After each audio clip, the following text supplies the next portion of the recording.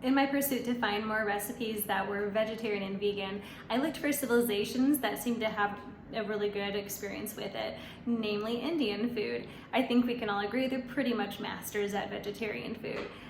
I looked over at Dahl's and was trying to figure out, okay, what's one that I could do and do pretty easily, and I found one that was really, really westernized and used a curry powder, but it was still ridiculously good. So after talking to a few Indian friends, I've adjusted it a bit to try to make it a little bit more authentic and not, jeopardize any flavor and maybe even boost it.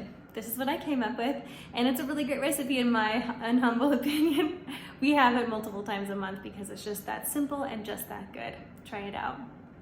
Depending on size, we'll get about 3 to 4 garlic cloves. These ones are kind of a medium small, so we're going with that.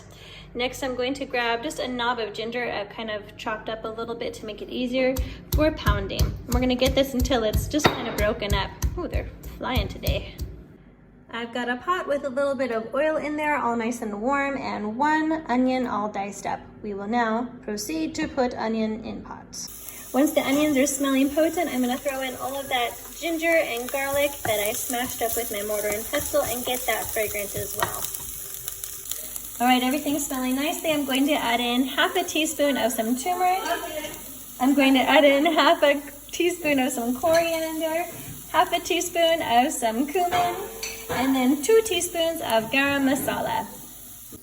Okay, it doesn't take long for them to start smelling really good and getting a little bit cooked. Couple seconds, and then I'm going to add in 2 diced Roma tomatoes and 4 cups of water. We'll just continue to let those tomatoes cook in the water rather than make it into a paste this time.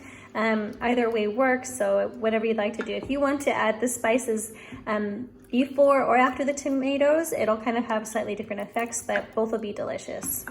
Right, this looks a little different, but it's just frozen coconut, just kind of shredded up a bit. And I'm putting in about half a cup to a cup. You can use unsweetened coconut or you can use coconut milk, but for me, I'm using this because this is what I have on hand. And lastly, I'm gonna put in 1.5 cups of some red lentils. And we're just gonna let this simmer now for about 30 minutes.